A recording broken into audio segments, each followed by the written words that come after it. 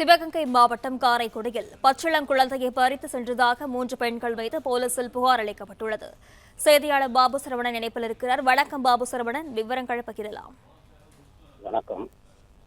வறுமையை பயன்படுத்தி 4 பெண் குழந்தைகளின் தாயாரை ஏமாற்றி பணத்தை கொடுத்துவிட்டு 45 நாள் பிறந்த பெண் குழந்தையை 3 பெண்கள் பறித்து சென்ற சம்பவம் காரைக்குடி பகுதியில் பெரும் பரபரப்பை ஏற்படுத்தியுள்ளது.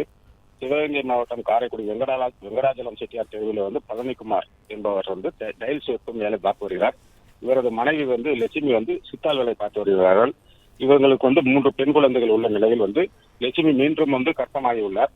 இந்நிலையில் பழனிக்குமாருக்கும் லட்சுமிக்கும் கருத்து வேறுபாடு ஏற்பட்டு 4 மாதங்களுக்கு முன்பு பழனிக்குமார் லட்சுமியிடமிருந்து பிரிந்து சென்றுள்ளார். இந்நிலையில் மே மாதம் 21ஆம் தேதி லட்சுமிக்கு வயிற்று வலி ஏற்பட்டதனால் காரைக்குடி அரசு மருத்துவமனையில் அனுமதிக்கப்பட்டு அங்கு அவருக்கு லட்சுமிக்கு அழகான பெண் குழந்தை ஒன்று பிறந்துள்ளது.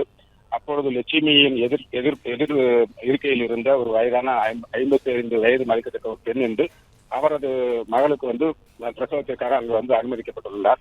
அப்பொழுது அந்த பெண் லட்சுமியிடம் அவர்கள் குடும்பத்தை பற்றி விசாரித்துள்ளார். அப்பொழுது லட்சுமி தனது கணவர் தற்போது தன்னிடம் இல்லை, ஆனால் எனக்கு 4 பெண் குழந்தைகள் உள்ளது என்று கூறியதை தொடர்ந்து அந்த பெண் ஒரு நாள் இந்த குழந்தையை வளர்க்க முடியாது, அதனால் நான் கூறும் நபரிடம் இந்த பெண் குழந்தையை கொடுத்தால் அவர்கள் உனக்கு பணம் தருவார்கள் என்று கூறியுள்ளார்.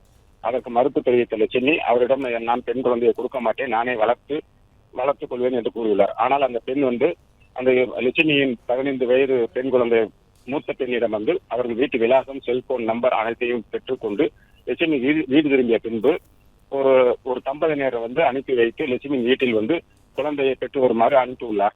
அந்த தம்பதியினர் கடந்த வாரம் வந்த பொழுது லட்சுமி குழந்தையை நான் கொடுப்பதாக இல்லை, அவர்கள் பணம் கொடுக்கிறோம் என்று கூறிய போதும் அந்த லட்சுமி குழந்தையை தரவில்லை. பாபு சரவணன், விவரங்களுக்கு நன்றி.